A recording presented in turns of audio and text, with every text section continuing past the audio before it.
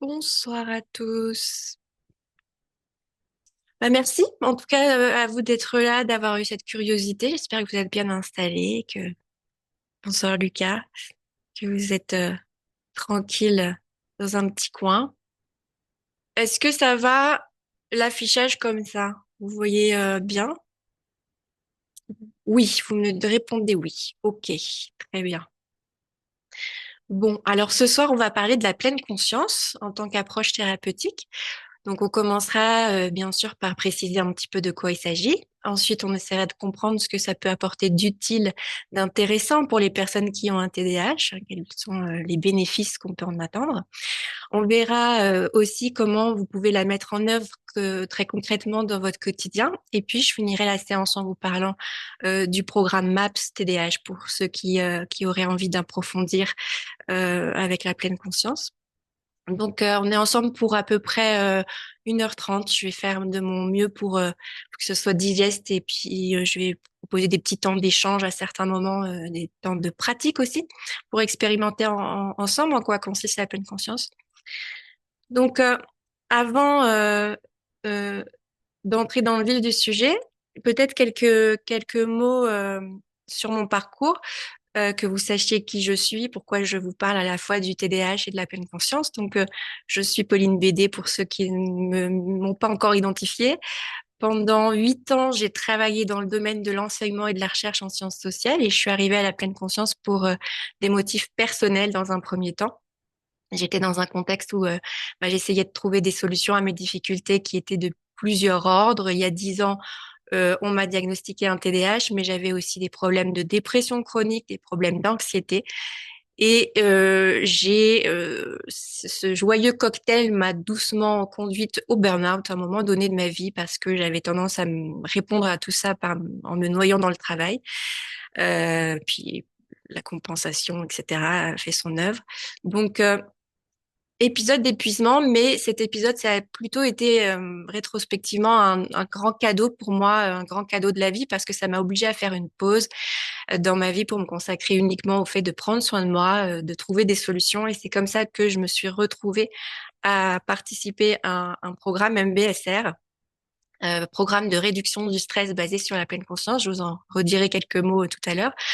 Et cette expérience d'initiation à la pleine conscience, ça a été une double révélation pour moi, une révélation personnelle, puisque vous vous en doutez, si je me trouve devant vous pour en parler ce soir, c'est que ça m'a donné des clés concrètes pour retrouver un peu d'équilibre dans ma vie. On verra de quelle manière tout à l'heure. Et puis la deuxième révélation sur le plan professionnel, puisque quand j'ai pu constater tous les bénéfices que qu'on pouvait tirer de ces outils-là, ça a été assez rapidement une évidence que je voulais à mon tour l'enseigner, ce programme MBSR. Ah, donc, à l'époque, je travaillais comme sociologue sur les problèmes de conflit en milieu scolaire. Donc, j'ai commencé à enseigner à la pleine conscience dans les collèges auprès des élèves et des enseignants. Je me suis d'abord formée à la méthode Eileen Snell, pour ceux qui connaissent, parce que c'est un ouvrage qui est très connu, calme et attentif comme une grenouille. Hein, c'est un ouvrage d'initiation à la pleine conscience pour les enfants. Euh, donc, il a été écrit par Eileen Snell, auprès de qui j'ai été certifiée instructrice pour les adolescents. Et puis, je me suis formée ensuite à l'enseignement du programme MBSR lui-même, que j'anime aujourd'hui dans le cadre privé. Donc, je suis aujourd'hui instructrice MBSR certifiée. J'ai été certifiée en 2022 auprès d'un organisme européen qui s'appelle LIMA. Ça représente au total 5 années de formation. Donc, il y a vraiment dans la pleine conscience, et en particulier dans le MBSR, cette dimension de rigueur et de sécurité par rapport à l'accompagnement qu'on propose.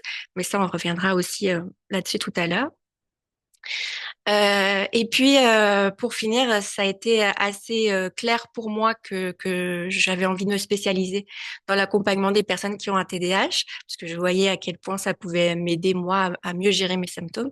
Donc, je me suis formée aussi à l'enseignement d'un protocole qui a été conçu par une psychiatre et chercheuse elle-même spécialisée dans le TDAH qui s'appelle Lydia Zilowska et qui a conçu le programme MAPS TDAH, Mindfulness Awareness Practices for ADHD, programme d'entraînement à la pleine conscience, qui est une adaptation du MBSR pour les personnes qui ont un TDAH. Et donc, ça, le but, c'est non seulement de rendre les pratiques plus accessibles, puisque on le verra tout à l'heure, c'est pas toujours simple de s'initier à la pleine conscience quand on a un TDAH, mais aussi, le but, c'est d'apprendre à mobiliser les outils de la pleine conscience pour faire face aux symptômes du TDAH. Donc aujourd'hui, on en est à la 11e session du programme MAPS TDAH. Ça fait 3 ans maintenant que je l'enseigne en ligne. Et c'est quelque chose qui me nourrit moi-même, qui enrichit ma propre compréhension du TDAH et de la pleine conscience. Donc ce soir, je vous retransmettrai ce que j'ai appris en théorie, mais aussi ce que j'ai appris sur le terrain au contact des personnes que j'ai accompagnées hein, sur cette question de la pleine conscience appliquée au TDAH. Alors pour entrer maintenant dans le vif du sujet, parlons un petit peu de ce que c'est la pleine conscience. Pour commencer, quelques mots sur l'origine de la pleine conscience. Ce qu'on appelle la pleine conscience ou mindfulness en anglais, c'est en quelque sorte une discipline qui a été développée par un médecin et chercheur en biologie moléculaire qui s'appelle John Kabat-Zinn. Il a fondé cette approche à la fin des années 70 aux États-Unis, dans le contexte d'un hôpital à la faculté de médecine au Massachusetts. Et en fait, l'ambition de ce médecin et de son équipe, c'était d'élaborer un protocole pour aider leurs patients qui avaient des problèmes des maladies chroniques et les soulager non seulement par rapport à leur douleur, mais aussi par rapport à tout le stress que la maladie pouvait engendrer, un aspect qui n'était pas du tout pris en charge par l'hôpital à cette époque. Et donc, ce médecin, il s'est inspiré des techniques qu'il avait lui-même expérimentées dans la méditation dite Vipassana, qui est donc d'origine bouddhiste, et également ce qu'il a inspiré, c'est le yoga Hatha. Mais il va évidemment en retirer tout l'aspect spirituel et religieux et il va concevoir sa propre approche de ces pratiques méditatives, une approche laïque, une approche médicale. Il a combiné ça avec les savoirs issus de la psychologie et des neurosciences. Et puis, il s'est aussi entouré de toute une équipe de médecins, de psychiatres, de chercheurs en médecine qui sont venus apporter un regard scientifique et évaluer tout au long des expériences menées avec les patients, évaluer les bénéfices qu'on en récoltait. Et donc, tout ce travail-là a débouché sur un programme de 8 semaines, celui dont je vous parlais tout à l'heure, le programme MBSR, Mindfulness Based Stress Reduction, réduction du stress basé sur la pleine conscience. C'est un programme qui est reconnu mondialement aujourd'hui, qui est validé par la communauté médicale et scientifique, hein, qui est obligatoirement animé par des instructeurs qui ont suivi une formation rigoureuse, comme je vous disais, de plusieurs années. Ça peut aller de 3 à 5 ans selon les organismes. Il n'y en a que 2 en France, l'IMA et l'ADM. Donc voilà, pour l'origine, quand vous entendez parler de la pleine conscience, on parle vraiment de cette pratique non seulement laïque, mais cette approche médicale aussi. Hein. Ça a été conçu comme un outil de santé. Maintenant, ça ne répond pas à la question de ce en quoi ça consiste concrètement de pratiquer cette discipline. Avant toute chose, j'aimerais vous expliquer en quoi elle ne consiste pas, la pleine conscience, parce qu'il y a beaucoup d'idées fausses sur cette approche. Quand je dis que j'enseigne la pleine conscience, vraiment la plupart des gens me disent des choses comme ah moi la méditation j'ai essayé, ça marche pas sur moi. Et on voit que dans l'esprit de beaucoup de gens, la pleine conscience c'est une sorte de technique de relaxation aux effets un peu magiques et instantanés. C'est supposé nous apporter un bien-être immédiat, ça aurait le pouvoir de calmer notre stress, nos émotions, de calmer nos pensées aussi. Souvent, il y a cette image. Ça serait une méthode pour calmer l'esprit, pour penser à rien. Et comme ça ne fonctionne pas comme ça, il y a très vite cette conclusion que, ah, bah tiens, bah ça marche pas sur moi. Les autres y arrivent, mais moi, j'y arrive pas. Alors, pourquoi je dis que ça ne fonctionne pas comme ça? Parce que les pratiques de pleine conscience ne sont pas du tout des techniques pour évacuer le stress et les émotions. Elles n'ont pas cette intention pour une raison très simple, c'est que ça serait contre-productif. Du point de vue de la psychologie humaine, les recherches montrent que plus on s'efforce de se détendre à tout prix, plus on crée des tensions supplémentaires. Il faut que j'arrive à me détendre, il faut que j'arrive à me détendre. Hein. C'est un petit peu comme le sommeil.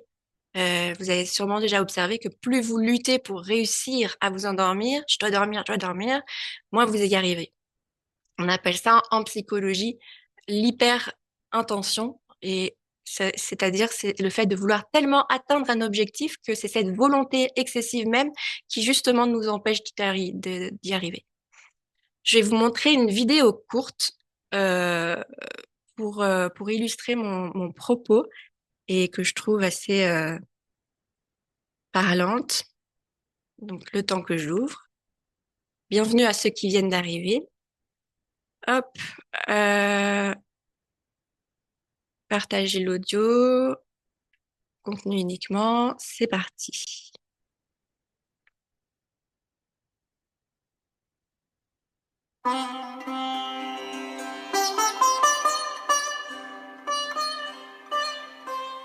Tu es maintenant installé confortablement et tu fermes les yeux et tu respires le calme.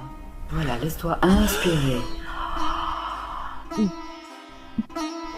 Tu imagines maintenant une montagne baignée de soleil, connue ou inconnue. Et là, tu sais que tu n'as rien d'autre à faire qu'à laisser le soleil glisser vers l'horizon. C'est ça, laisse-toi respirer dans ce paysage qui t'accueille. Inspire encore, laisse-toi sentir la vie te traverser.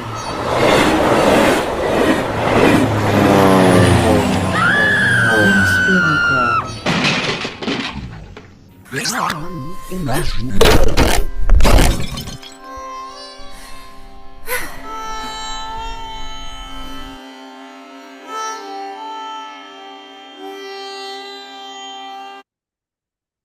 Voilà, donc je crois que ça illustre l'expérience que pas mal de monde peut faire de la méditation de pleine conscience avec cette hyper intention de se relaxer et qui est contre-productive. Alors, je vais réafficher du coup mon PowerPoint. Voilà. Euh, donc voilà, on est tellement imprégné de cette idéologie de la réussite, de la performance, que on peut avoir tendance à se mettre même la pression pour réussir à se détendre, à se concentrer, à moins penser, etc. Sauf que, je le répète, ce n'est pas le but des pratiques de pleine conscience. Et je dirais même que euh, le propre de la pleine conscience, c'est justement qu'il n'y a rien à réussir. C'est vraiment une approche anti-performance. Il n'y a aucune performance à atteindre. Donc là, vous peut-être continuez à vous demander, oui, d'accord, mais en quoi ça consiste concrètement, si ce n'est pas se détendre. Euh, eh bien, concrètement, pratiquer la pleine conscience, c'est pas essayer de changer, de contrôler ce qu'on est en train de vivre, mais de prendre conscience de ce qu'on est en train de vivre, ici et maintenant, dans le moment présent, sans chercher à changer quoi que ce soit.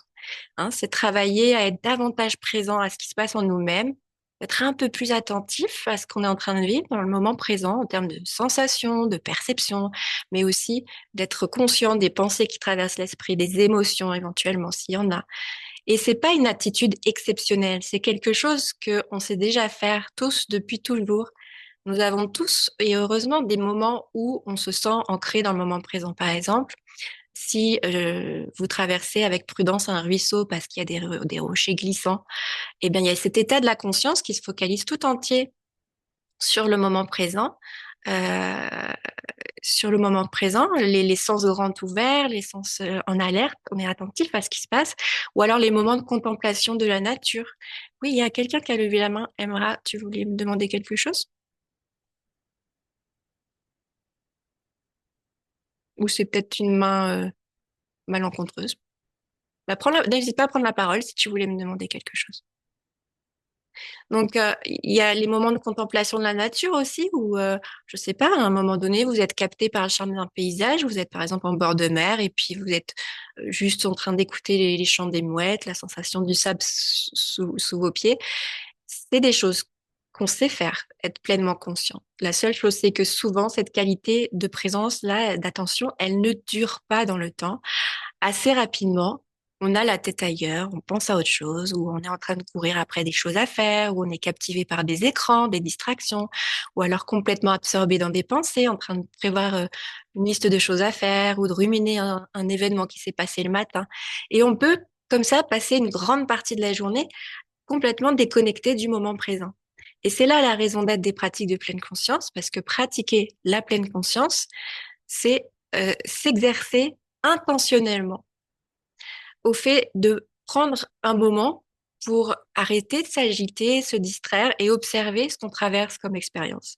C'est prendre un moment pour se réancrer dans le moment présent et mieux voir ce qui se passe autour de nous et en nous.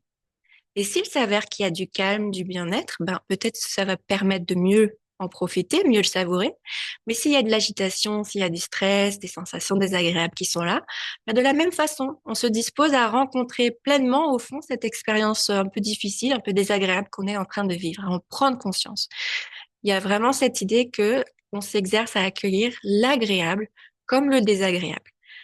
Donc parfois, on entend que oui, les personnes qui ont un TDAH, elles peuvent pas pratiquer la pleine conscience parce qu'elles ont trop de pensées, trop d'impatience, etc. Ça, c'est une mauvaise compréhension de ce qu'est la pleine conscience. Parce que comme je vous disais, on n'essaye pas de se calmer ou de penser à rien. Donc si vous avez un esprit agité, c'est pas un obstacle. Simplement, vous observez que vous avez un esprit agité pendant la pratique de pleine conscience, ou si vous sentez une forme de tension nerveuse, d'impatience, de la même façon, vous observez en pleine conscience cette sensation d'impatience. Encore une fois, je me répète, mais on ne cherche pas à changer l'expérience, mais à mieux y prêter attention. La pleine conscience étant un apprentissage qui est tout sauf théorique et intellectuel, ce que je vous propose, c'est qu'on expérimente tout de suite avec un petit exercice très court. Je vous propose de rien changer du tout. Si vous êtes en train de faire la vaisselle, continuez à faire la vaisselle. Si vous êtes assis, continuez dans la même position. Restez comme vous êtes et simplement, on va faire une petite expérience ensemble. On va essayer d'intensifier notre conscience de ce qui se passe. Donc là, vous continuez, s'il vous plaît, de m'écouter. Vous continuez éventuellement de regarder l'écran, mais vous allez associer ça à la prise de conscience de vos mouvements respiratoires. Normalement, si tout va bien pour vous, vous êtes en train de respirer depuis que la réunion a débuté. Vous n'avez pas forcément fait attention à ça. Donc là, je vous propose de prêter attention au fait que ça respire. Il y a le mouvement de l'inspire, il y a le mouvement de l'expire. Il y a des sensations qui vous indiquent, qui vous prouvent que vous êtes en train de respirer là maintenant. Donc, voyez quelle sensation, qu'est-ce que ça fait, quel goût ça a, cette sensation de respirer. Peut-être dans les narines, ou qui passe dans la gorge, ou sentir comment la poitrine se soulève et se dépose, ou le ventre qui se gonfle et se dégonfle. Comme si vous vouliez vérifier que ça respire. Et puis, peut-être vous pourriez ouvrir votre champ d'attention à l'ensemble des sensations du corps. Est-ce qu'il y a des sensations là auxquelles vous pouvez prêter attention que vous n'aviez pas forcément remarquées jusqu'ici?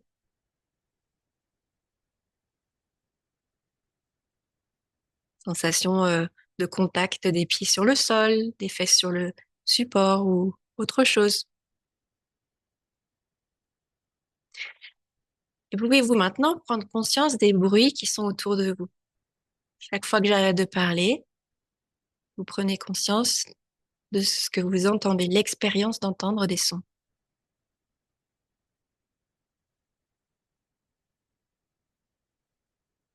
L'expérience peut-être d'entendre le silence.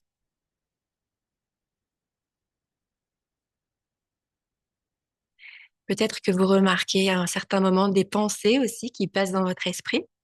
Ça aussi, ça se passe dans le moment présent, donc en prendre conscience.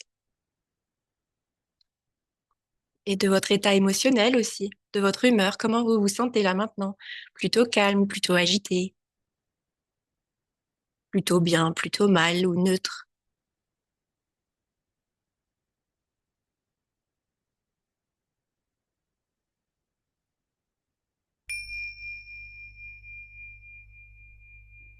Ok, donc vous voyez, vous n'avez rien changé, Vous êtes resté comme vous êtes, peut-être en mouvement, peut-être assis. Et juste, je vous ai proposé d'être un petit peu plus éveillé que d'habitude.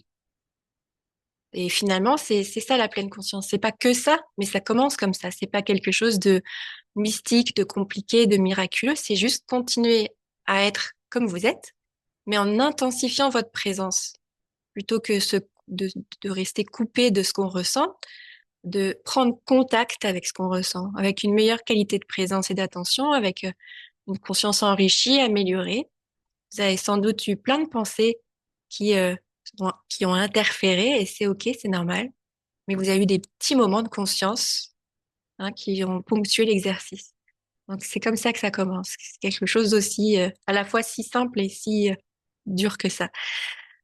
Alors on peut peut-être partager, si ça vous dit, on prend un moment pour que vous partagiez ce que vous avez remarqué pendant ce petit laps de temps que vous n'aviez pas remarqué jusqu'ici. Je ne sais pas, peut-être que votre souffle était saccadé ou il y avait des bruits autour de vous que vous n'aviez pas remarqué ou des sensations dans le corps que vous n'aviez pas remarqué. Vous pouvez peut-être écrire dans le chat qu'est-ce que vous avez relevé dans cet examen du moment présent, si vous êtes prêté à l'exercice.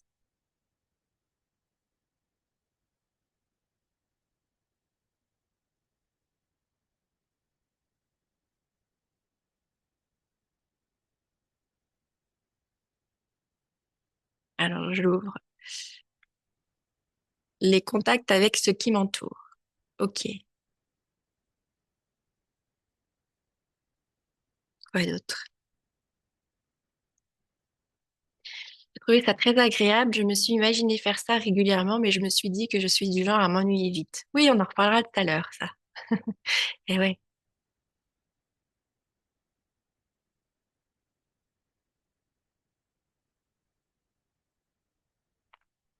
Ce que je remarque, c'est que quand on me demande de penser à mes pensées, ça bloque mes pensées. Et oui, effectivement. Parce que tout d'un coup, tu es, tu es dans le moment présent, donc il n'y a plus de pensée. Oui, moins de pensées parasites. Ok.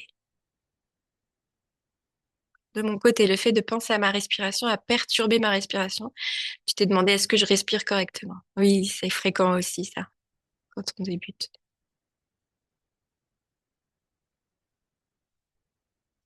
Ok, je vais vous proposer, enfin, s'il n'y a pas d'autre partage. Ah si, il y en a un que j'ai. La sensation de la poitrine serrée, synonyme du fait que je respirais mal, voire même le souffle coupé. Et oui, des fois, porter l'attention sur ce qui se passe, c'est remarquer des choses désagréables. Hmm. Ok, merci pour ces partages. Donc on voit que pratiquer la pleine conscience, c'est pas nécessairement s'asseoir en tailleur, se tenir immobile et focaliser l'attention sur un seul objet précis pendant plusieurs minutes. Ça peut être ça, hein. Mais pas seulement. On peut pratiquer la pleine conscience un peu à n'importe quel moment de la journée et quelle que soit l'activité, puisque la pleine conscience, c'est comme un état d'esprit que vous pouvez activer quand vous le décidez. C'est une intention, une simple intention. Vous pouvez décider de manger en pleine conscience, de marcher en pleine conscience, de faire la vaisselle, pourquoi pas en pleine conscience, prêtant attention à la sensation de l'eau, à l'odeur du savon, etc. C'est-à-dire que ça peut s'entraîner dans sa vie de tous les jours, ce fait d'être alerte, d'être un peu plus connecté à ce qui se passe, à ce qu'on vit, plutôt que de vivre de façon distraite, un peu déconnectée, en ayant la tête ailleurs. Pratiquer la pleine conscience, c'est s'exercer à cultiver une qualité de présence, et ça peut se faire de vraiment beaucoup de façons. Donc, pour mieux le comprendre, on va faire une deuxième petite expérience ensemble. On va effectuer une marche en conscience. Moi, je vais pas me lever pour la faire parce que j'ai mon cordon qui est très court. Euh, donc, si je marche, je vais entraîner tout mon ordinateur. Donc, moi, je vais rester devant l'écran, mais vous pouvez vous lever si vous avez envie de faire cette petite expérience et vous me tenir dans un endroit de la pièce où il y a, je sais pas, 2 mètres devant vous pour faire des allers-retours. OK? Et vous pouvez rester en chaussures ou vous déchausser si vous voulez sentir mieux le sol, mais c'est pas une obligation. Et avant de faire le premier pas, déjà, je vous invite à porter toute votre attention sur la plante de vos pieds pour sentir le contact entre les pieds et le sol. Faire l'expérience de ce contact, sentir la texture du sol sous vos pieds, qui est plus ou moins dure, plus ou moins peut-être moelleuse. Sentir la température du sol,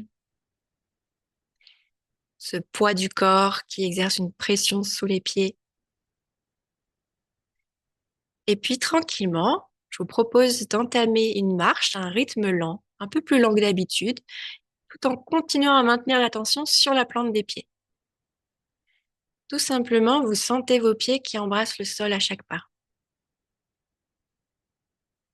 Ou si vous faites des allers-retours sur ces 2 mètres et juste chaque moment, chaque pas, vous sentez le poids qui se transvase d'un pied à l'autre, l'effet de ce report de poids au niveau de la plante des pieds. Si ça vous aide, vous pouvez penser à ces moments de vacances où vous arrivez sur la plage, vous êtes pieds nus et votre attention se pose tout entière sur la sensation du sable sous vos pieds. Donc, voyez comment vous pourriez retrouver cette curiosité pour les sensations sous vos pieds. Ce même, euh, ce même appétit de ressentir le contact avec la terre. Votre esprit peut dire c'est ennuyeux, à quoi ça sert? Vous remarquez simplement ces pensées passées et vous continuez de prêter attention au contact des pieds sur le sol.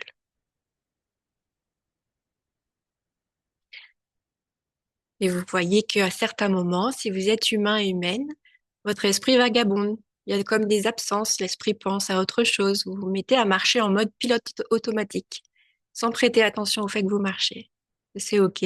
Contentez-vous de constater ces phénomènes d'absence et puis choisir de remettre l'attention sur la plante des pieds.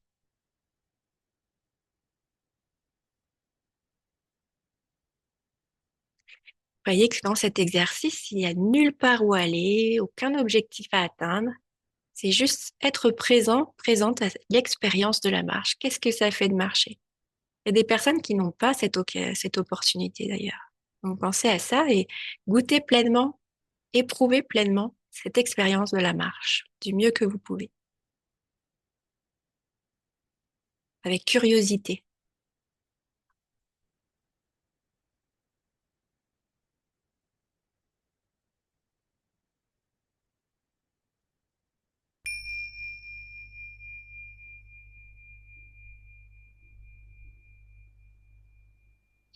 Ok, c'est la fin de cette pratique.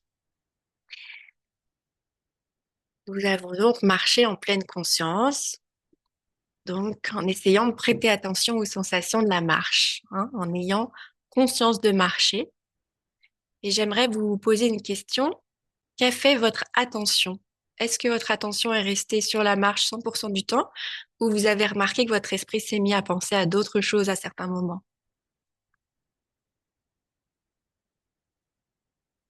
Lucas dit, j'essaye de remarquer la qualité du sol comme si c'était mes mains pour garder la concentration.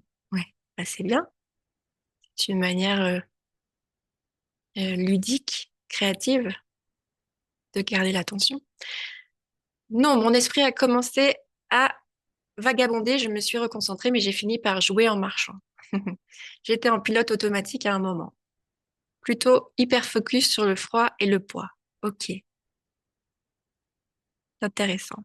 Oui, l'esprit vagabonde, mais je le ramène, ça me fait penser au sport. Bah, oui, tout à fait, puisque c'est la métaphore qu'on donne tout le temps, c'est les allers-retours comme l'haltère.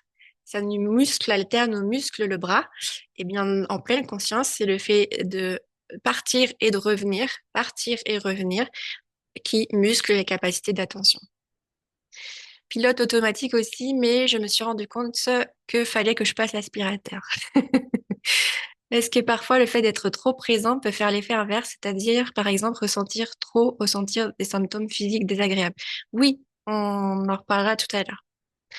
Bah oui, parce que tu es en pleine conscience, donc des sensations peuvent s'avérer plus puissantes, quoi, oui. Alors, Euh, Merci pour ces retours qui me permettent de vous parler du phénomène qu'on appelle le mind wandering en anglais, qu'on peut traduire par vagabondage mental ou errance de la pensée. Hein, c'est-à-dire, je suis en contact avec mes sensations et hop, tout d'un coup, je me surprends à penser à autre chose, à prévoir ma liste de courses ou bien je repense à ma conversation avec le voisin de tout à l'heure, etc. Il y a vraiment cette usine à penser qui se met en branle et qui nous distrait du moment présent. Et ce phénomène, il est parfaitement normal. Cette errance de la pensée, c'est quelque chose qu'on a tous et toutes au quotidien, et ça nous conduit un certain nombre de fois dans la journée à basculer dans ce qu'on appelle, et vous l'avez nommé vous-même, le mode pilote automatique. C'est-à-dire que j'effectue une action en ayant la tête ailleurs, sur un mode distrait, sans vraiment faire attention à ce que je fais, à ce que je vis sur le moment. Et en l'occurrence, dans notre petite expérience, vous avez pu voir qu'à certains moments, on peut basculer en pilotage automatique, c'est-à-dire marcher sans y prêter attention en ayant la tête ailleurs. Ce phénomène, comme je disais, fondamentalement, c'est pas un problème. Ça peut même être utile à certains moments, tant que ça reste maîtrisé et que ça n'a pas d'impact dans la vie de tous les jours. Mais ce que les études montrent, par contre, c'est que chez les personnes qui ont un TDAH, il y a une tendance excessive au vagabondage mental et donc au pilotage automatique, au point que ça exerce des retentissements négatifs dans la vie des personnes. Et si vous voulez d'ailleurs approfondir, il y a une conférence de Sébastien Hague qui est disponible sur YouTube qui s'appelle Tachypsychie, rêverie éveillée et TDAH, qui aborde en profondeur ce sujet du mind wandering et ses conséquences dans le TDAH. Mais ce que j'aimerais, moi, maintenant vous proposer, c'est de nous dire ce qu'il en est de votre expérience. Est-ce que vous avez des exemples, des moments où vous avez tendance à agir en pilotage automatique et où ça a des conséquences néfastes? Quel type de conséquences néfastes dans ce cas?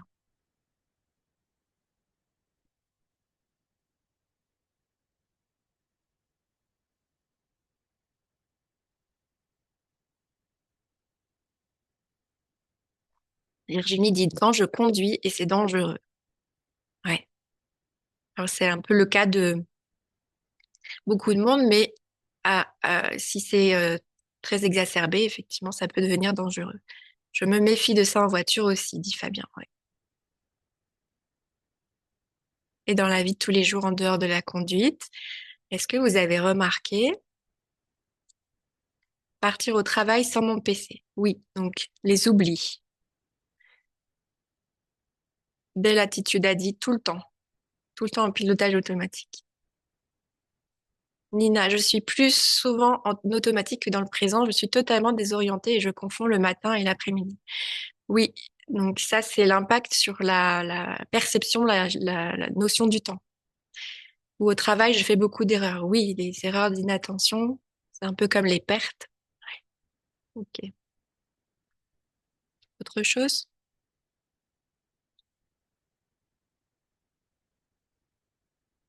Déjà bien. Merci. Donc, effectivement, merci pour vos retours. Les impacts négatifs qui sont plus souvent cités par les personnes, il y a un autre retour. Dans la relation aussi, je ne fais pas assez attention aux autres. Oui, exact. Souvent cité aussi. Les oublis, les pertes sont souvent cités comme conséquence du pilotage automatique. Les difficultés à contrôler son attention, bah, c'est parce que, comme tu disais, par exemple sur les conversations, je suis distrait par mes propres pensées et donc je fais plus attention à ce que la personne me dit, entre autres. La tendance à dévier de son objectif, donc tout ce qui est procrastination, dispersion, le fait de passer d'une tâche à l'autre en mode pilote automatique sans se rendre compte que telle ou telle tâche, c'est pas vraiment la priorité ou qu'on n'a pas terminé la tâche précédente, ça c'est aussi du pilotage automatique. La gestion du temps, comme on l'a dit tout à l'heure, hein, je vois pas le temps passer, enfin, j'ai pas une bonne perception du temps qui passe si j'ai l'esprit ailleurs. L'hyperactivité, le fait de courir à droite et à gauche en pilotage automatique sans prendre le temps de se reposer, sans écouter le corps et ses signaux de fatigue, par exemple.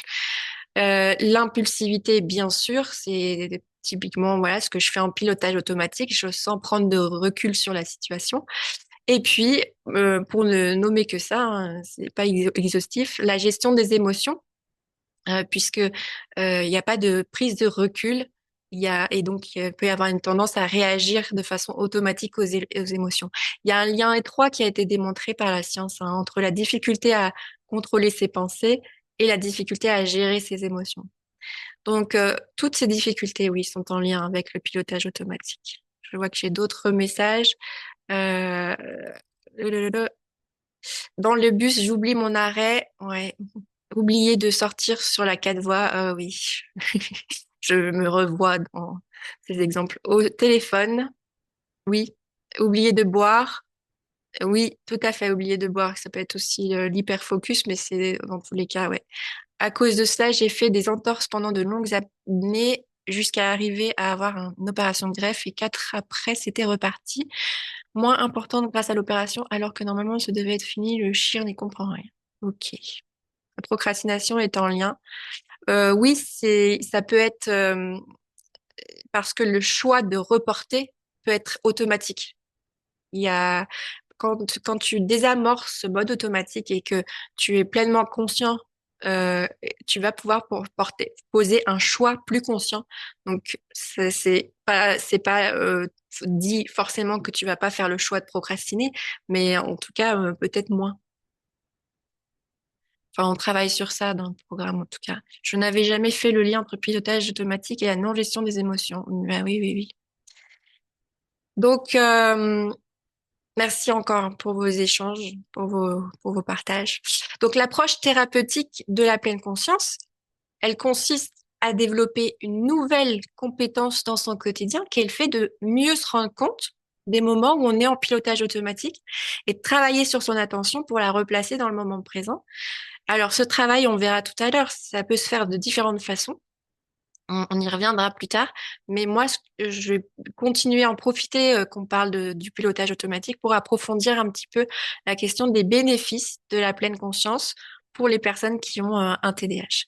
Donc, d'un point de vue scientifique, il y a il y a enfin, pas mal d'études qui essaient d'évaluer depuis une dizaine d'années dans quelle mesure les programmes d'entraînement à la pleine conscience améliorent les symptômes du TDAH. Si vous voulez le détail, je vous conseille cet ouvrage que je vous ai affiché là de Lydia Zidowska, parce qu'il y a un chapitre qui passe en revue la littérature scientifique sur le sujet. Alors attention, c'est un ouvrage qui est à destination des professionnels de santé, hein, donc le prenez pas si vous vous attendez à une démarche pour. Il y a un autre livre qui sera plus judicieux si vous voulez vous initier à la pleine conscience que celui-là. En tout cas, voilà, il y a un chapitre sur la littérature scientifique. Il y a aussi quelques méta-analyses qui sont parues que j'ai listées là ces dernières années pour évaluer l'efficacité des programmes de pleine conscience. Toutes mettent en évidence une amélioration des symptômes du TDAH, la triade inattention, impulsivité, hyperactivité. Il y a aussi des travaux qui suggèrent que la pleine conscience pourrait aider à une meilleure régulation des fonctions exécutives, vous savez, hein, ces fonctions qui sont affectées dans le TDAH. Une meilleure régulation des émotions, bien sûr, et une réduction du vagabondage mental. Toutefois, il faut garder en tête une chose, c'est qu'on en est qu'au tout début de la recherche, mais vraiment qu'au tout début, c'est très peu, 10 années de recherche au regard de la science. Et si on se penche sur la qualité des études, on voit qu'elles n'ont pas encore un grand niveau de fiabilité. Elles sont en nombre insuffisant encore pour pouvoir considérer qu'on a la preuve scientifique de ces améliorations sur le plan des symptômes notamment. Donc moi, en ce qui me concerne, je préfère défendre une approche plus modeste de la pleine conscience et la présenter comme une thérapie, non pas un traitement qui permettrait d'agir sur les symptômes directement, mais une approche qui permet de développer des compétences qui vont venir compenser les symptômes du TDAH. Le premier type de compétence qu'on cherche à développer, c'est l'autorégulation de l'attention. Donc, si vous avez par exemple des difficultés dans le domaine de l'inattention, le fait de pratiquer la pleine conscience va pas forcément éradiquer le vagabondage mental de votre quotidien, mais par contre, vous allez développer l'aptitude à remarquer plus vite, plus facilement quand votre esprit vagabonde, et donc vous allez être en mesure de replacer votre attention là où vous voulez qu'elle soit. C'est vraiment le b.a.-ba de la pratique de pleine conscience. Je remarque que je suis plus là et je remets mon attention, je me rebranche sur mon expérience du moment présent. Donc, vous développez une capacité à reprendre consciemment le contrôle de votre attention.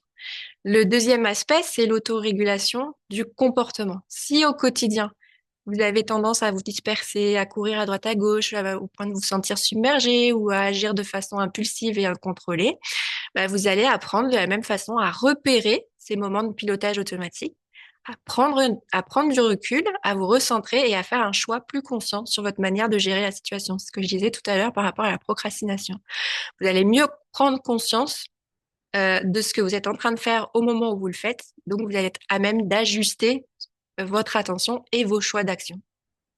Et enfin, le troisième aspect, c'est sur l'autorégulation des émotions. On ne peut pas parler, bien sûr, de la pleine conscience sans citer l'aide que ça représente pour la gestion des émotions. Donc, c'est un petit peu plus difficile de travailler sur cet aspect seul à la maison. Mais en tout cas, c'est quelque chose qui fait partie qui est au cœur du programme des programmes de pleine conscience où on va inciter les personnes à faire un travail d'accueil et d'acceptation de leurs émotions. Hein, on leur apprend à vivre leurs émotions en pleine conscience et c'est ce travail qui permet une meilleure régulation des émotions.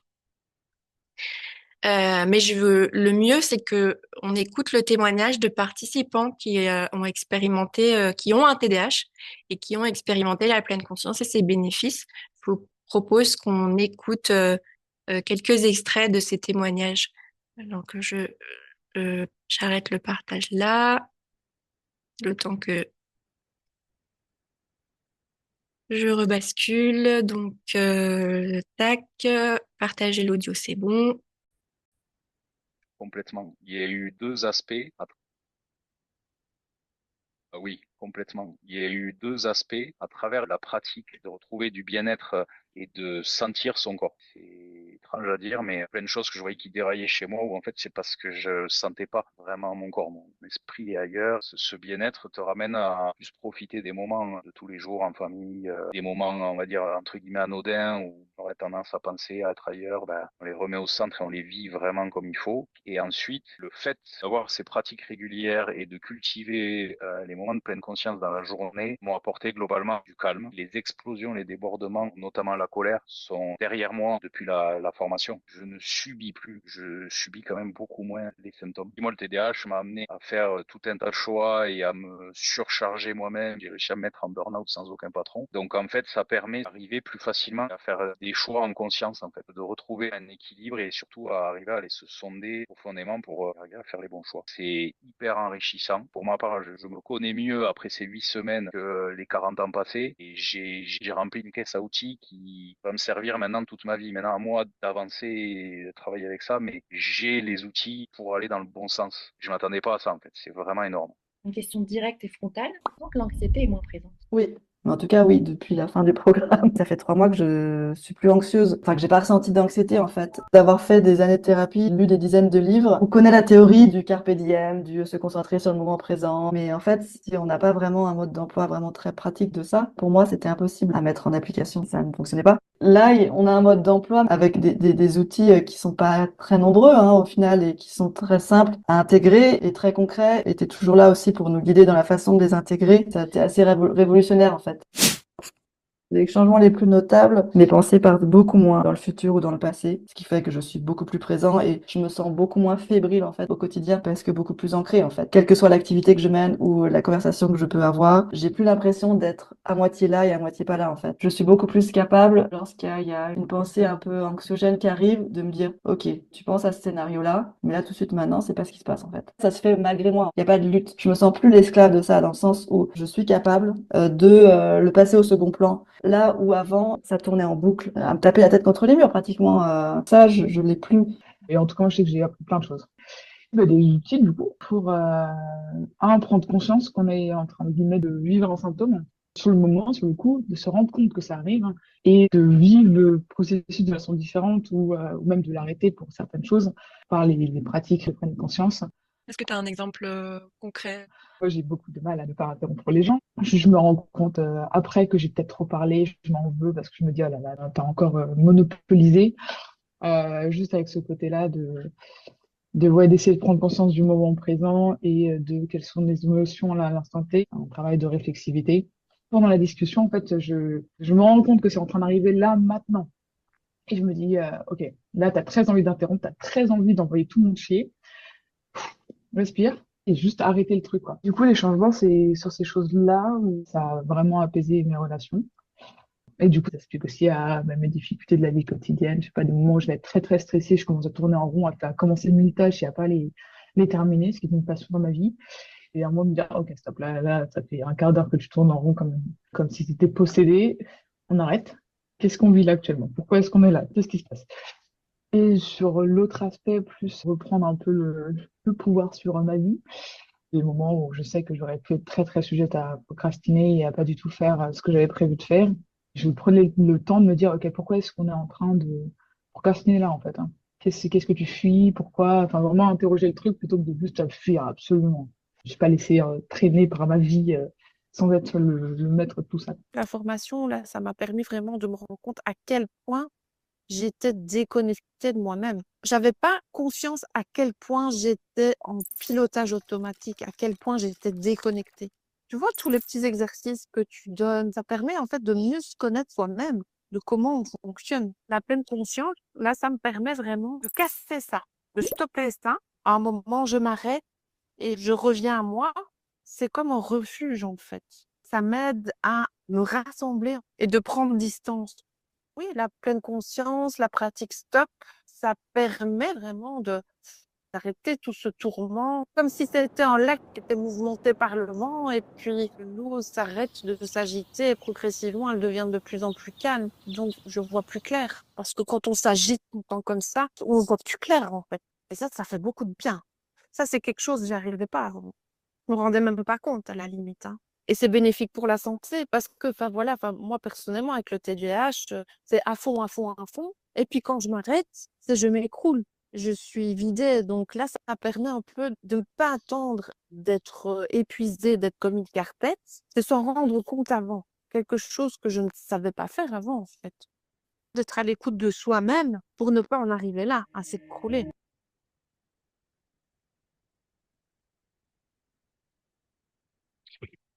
Bien. Voilà pour les quelques témoignages. Alors, je reprends mon, mes diapos.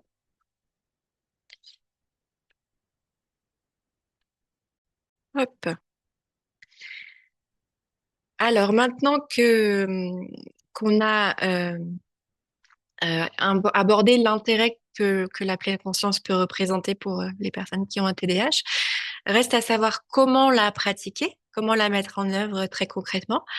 Donc, je le redis encore, la pleine conscience, c'est une forme d'entraînement de l'esprit, hein. À chaque fois, je dis, on s'exerce, on s'entraîne. Donc là, on s'entraîne à remarquer quand l'esprit vagabonde et on le ramène intentionnellement dans l'instant présent. Et donc, cet entraînement peut se faire de façon formelle, tout d'abord,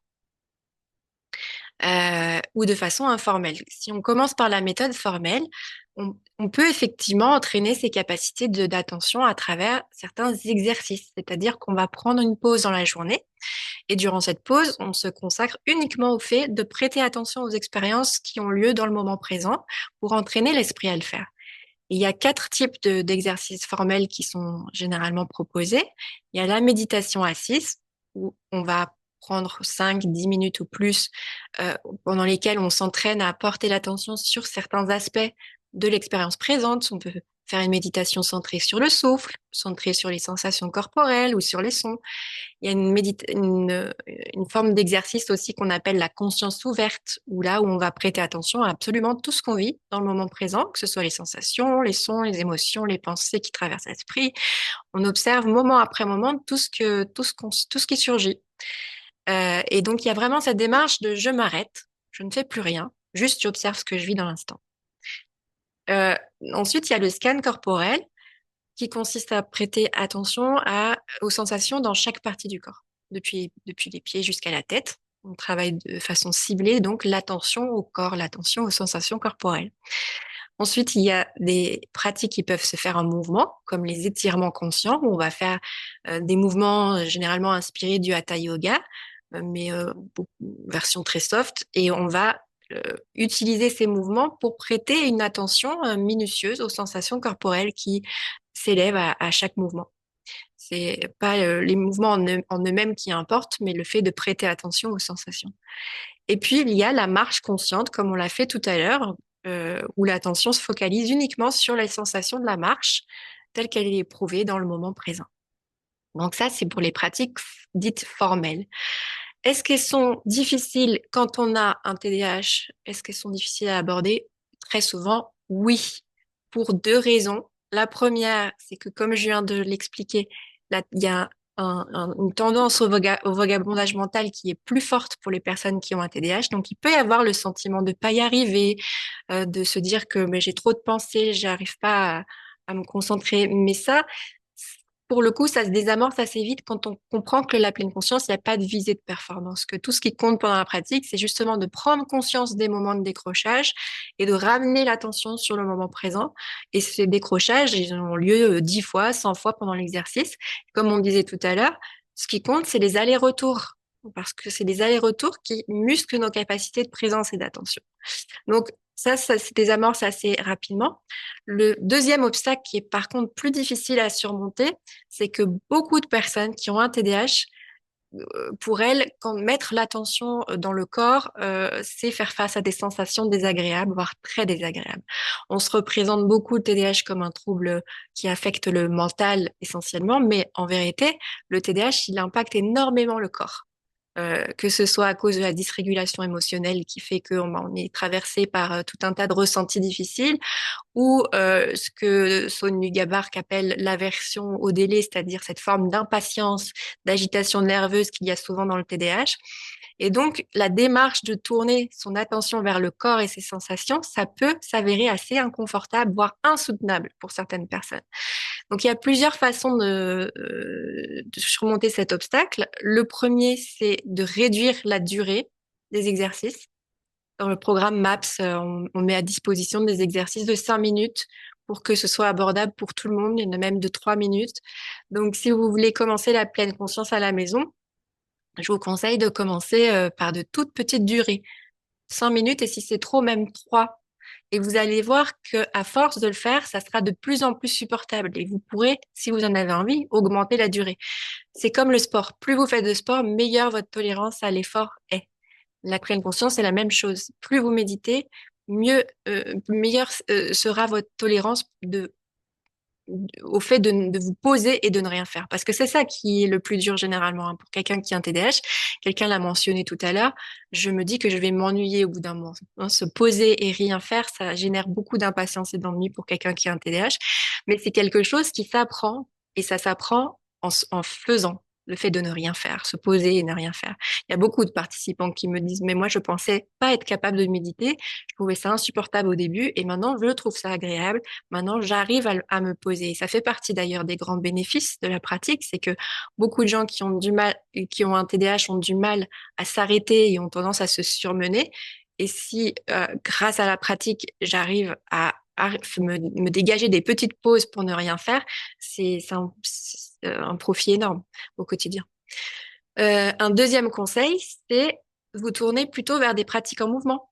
Si pour vous, c'est difficile de rester immobile 5 minutes, pas rien, vous vous obligez à le faire. Vous pouvez très bien pratiquer des exercices de méditation classiques en marchant, c'est-à-dire vous centrer sur le souffle, sur vos sensations tout en marchant, ou faire directement ce qu'on appelle une marche consciente ou des étirements en conscience où vous fixez comme intention d'observer vos sensations corporelles. Donc, ça peut même se faire pendant des pratiques sportives. Ça, c'est pour ce qui concerne les pratiques dites formelles. Mais à côté de ça, vous avez aussi les pratiques dites informelles. Qui sont, pour le coup, beaucoup plus accessibles aux personnes qui ont un TDAH. Ce qu'on appelle les pratiques informelles, c'est le fait de travailler sur son attention, sur sa qualité de présence, au cours des activités quotidiennes. C'est-à-dire qu'on va pas forcément prendre une pause à proprement parler, mais juste on va faire le choix de faire certaines activités en pleine conscience plutôt qu'en mode pilote automatique. Et c'est quelque chose qu'on peut même ritualiser. Par exemple, vous pouvez décider que tous les matins, vous allez prendre votre café en pleine conscience. Au lieu de regarder votre téléphone ou d'écouter un podcast, vous décidez que ce sera un moment pendant lequel vous ne faites rien d'autre que juste sentir l'odeur du café, que de sentir la chaleur de la tasse entre vos mains, sentir évidemment le goût du café, etc. Hein, et vous vous mettez à l'écoute de vos cinq sens, de vos sensations corporelles, etc., de votre état émotionnel, etc. Je remarque que tiens, si je me sens un peu tendue, je n'avais pas remarqué, mais je me sens un petit peu tendue. Tiens, je vais un petit peu dénouer ça. Ou à l'inverse, je ressens du calme et c'est agréable de savourer ce calme en pleine conscience. Donc voilà, je prends l'exemple du café, mais ça peut être absolument n'importe quelle activité du quotidien. Ça peut être promener le chien en pleine conscience, marcher jusqu'au travail en pleine conscience, se doucher, faire son lit en pleine conscience le matin, etc., etc. Et une deuxième méthode, ça consiste à programmer des petites alarmes, par exemple, sur votre téléphone, pour vous rappeler de faire des micro-pauses de pleine conscience à différents moments de la journée. Vous avez peut-être entendu dans le témoignage que je vous ai fait écouter, elle parlait de la pratique stop. La pratique stop, ça consiste à prendre une pause en 4 étapes. Le S nous invite à stopper notre action. Le T, à prendre 3 respirations en conscience. Le O, à observer ce qui se passe en nous et autour de nous. Et le P, ça nous invite à poursuivre de façon plus consciente. C'est-à-dire, je pose un choix sur ma manière de poursuivre. Est-ce que je change quelque chose dans ma manière de faire ou est-ce que je continue comme j'étais? Au moins se poser cette question. Que ce soit un choix conscient et non pas le fruit du pilotage automatique. Donc, je vous enverrai un audio à la fin de cette conférence, peut-être demain, euh, de la pratique stop, parce que c'est quelque chose qu'au début, on peut pratiquer avec un audio, ça dure 3 minutes. Hein. C'est assez court. Et puis, on comprend assez rapidement le principe et après, les personnes continuent à s'exercer sans audio. Donc, cette pratique de la pleine conscience, que ce soit de manière formelle ou informelle, ce qui compte, le sens de tout ça, c'est d'exercer l'intention d'être plus présent à ce que l'on vit. Et plus on le fait, plus on renforce en soi-même cette aptitude à la pleine conscience, plus elle se mobilise facilement et spontanément au quotidien. Exactement comme les muscles, hein, comme plus on mobilise les muscles, plus ils se renforcent, plus c'est facile de les mobiliser au quotidien. Donc, si vous voulez un guide euh, avec plein de pratiques, plein de façons de pratiquer la pleine conscience de façon formelle et informelle. Je vous conseille cet ouvrage, je vous en parlais tout à l'heure, de Lydia Zilowska, Mon programme pour mieux gérer le TDAH, à pas confondre avec l'autre. Celui-ci, c'est vraiment pour les patients, pour ceux qui veulent expérimenter de, de, de la pleine conscience. Et bah, il n'y a pas mieux hein, pour quelqu'un qui a un TDAH, puisque elle va beaucoup mettre l'accent sur les pratiques informelles, justement. Donc, vous aurez plein d'idées, plein de conseils et plein d'idées sur des manières de mettre en œuvre la pleine conscience dans votre quotidien.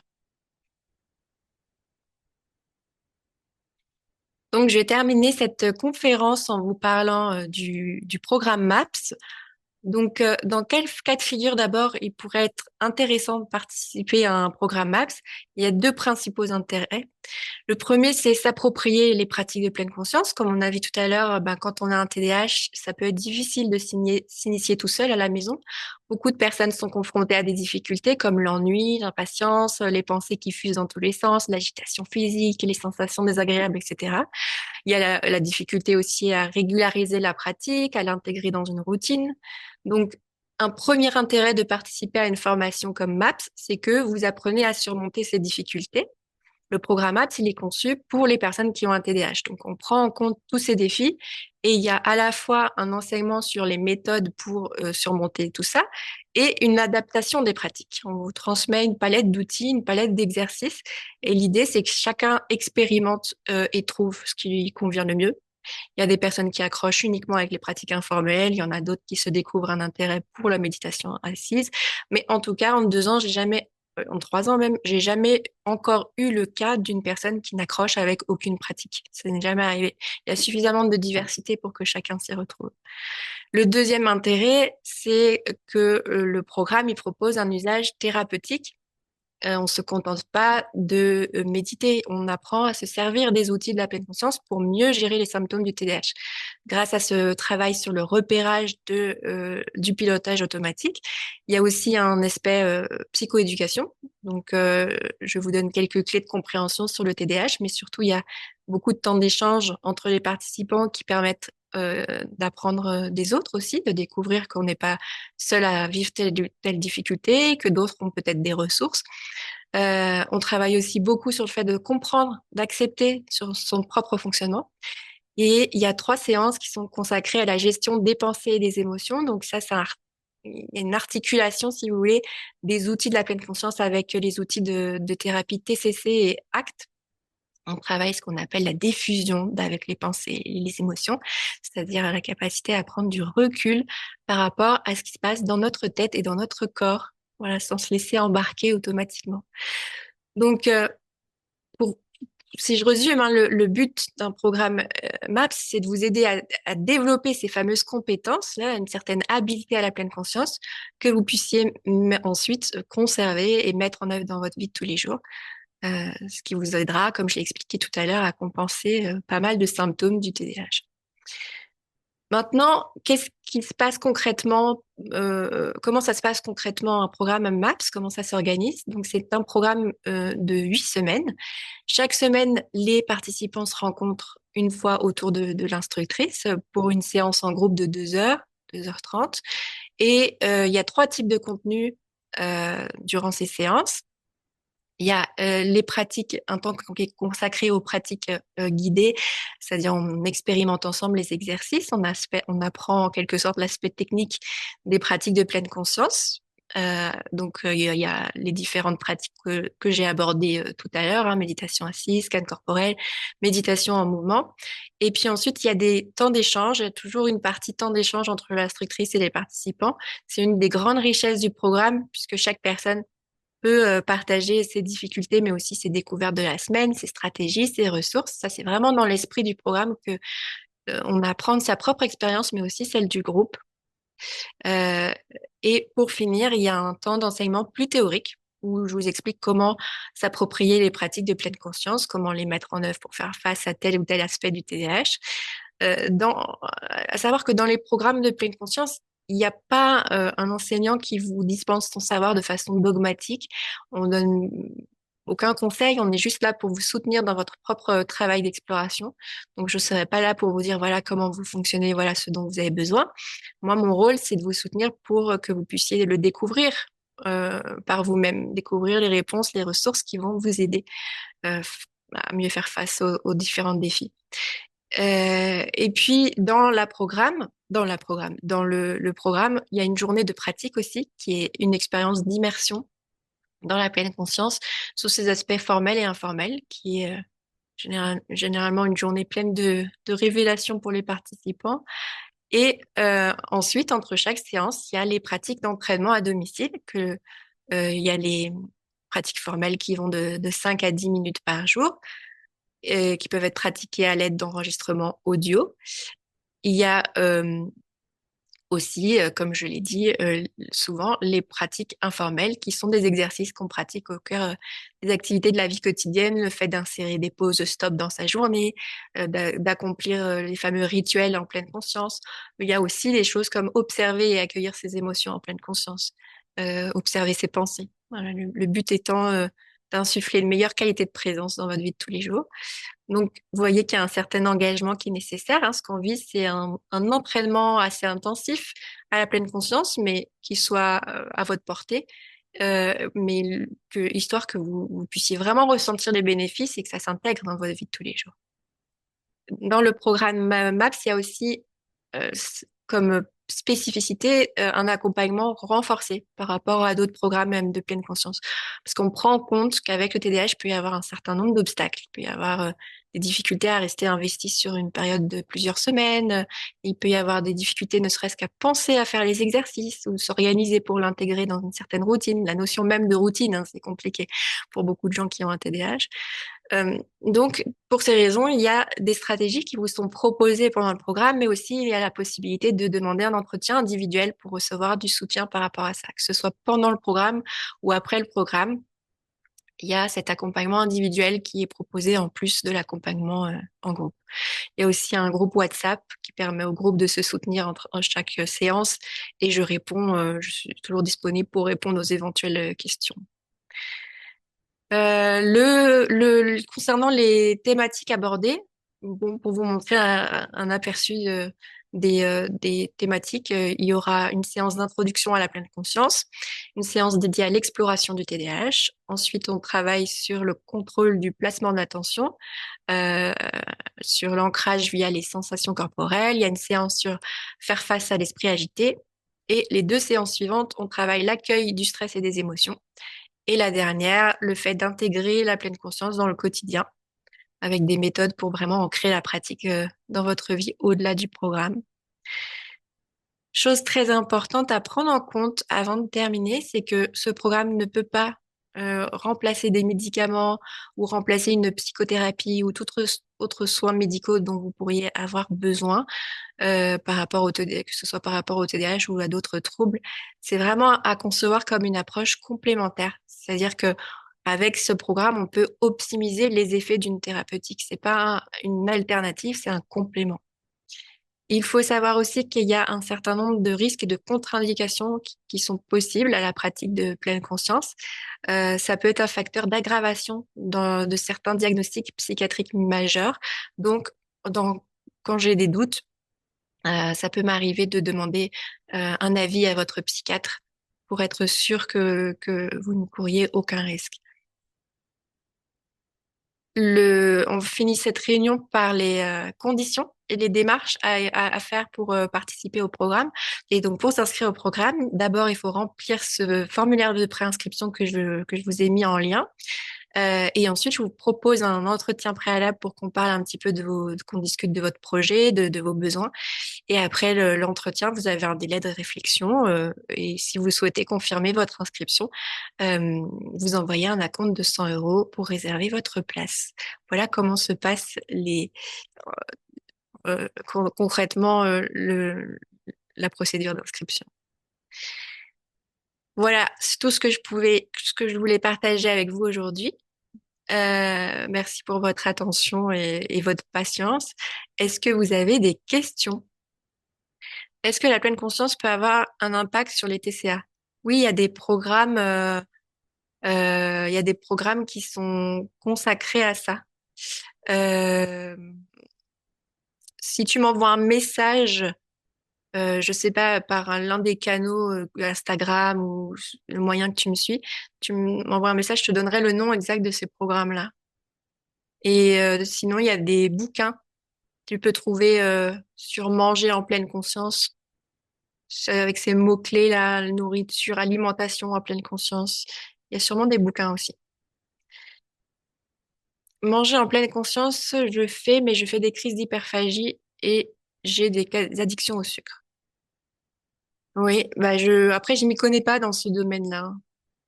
Je sais que ça existe, je peux juste te dire que ça existe, des programmes de pleine conscience, pour les personnes qui ont des troubles alimentaires, mais je peux pas te donner de conseils ou d'orientation supplémentaires par rapport à ça. Où ont lieu les sessions en ligne? Et oui, je n'ai pas spécifié. Elles sont en ligne. C'est quoi le coût total? Alors ça dépend de tes revenus, mais le coût basique c'est 455 et pour les personnes qui ont ah oui c'est quand même important que je le dise, pour les personnes qui ont le SMIC ou moins c'est 375. J'espère que je dis pas de bêtises. Et pour les personnes qui ont vraiment pas les moyens, qui sont dans des difficultés financières importantes, je peux descendre plus bas. C'est quelque chose dont on peut discuter durant l'entretien préalable. Euh, voilà, si j'ai de la place dans le programme, je fais voilà tous les efforts financiers qui sont possibles pour que ce soit pas un obstacle pour vous, la question financière. J'ai de grosses difficultés avec ma mémoire et donc toute progression m'est difficile. Que veux-tu dire? Bah, merci à vous. Merci à vous d'avoir eu cette curiosité et d'être resté jusqu'au bout. C'est pas évident de suivre une conférence d'1 heure quand on a un TDAH, donc ça me touche d'autant plus. J'espère que oui, c'était intéressant. Bon, bah j'espère. Euh, je reste à votre disposition si vous avez des questions. De toute façon, on est sûrement en contact par un canal ou un autre, donc n'hésitez pas. Et ouais, merci encore pour votre intérêt. Je vous embrasse. Je vous souhaite une très bonne soirée. Ça marche, Laurence. Reposez-vous bien et puis j'espère que ça vous aura donné envie de, je sais pas, mettre un petit rituel de pleine conscience dans votre journée, des petites pauses de stop. Je vous envoie un audio avec stop si vous voulez expérimenter.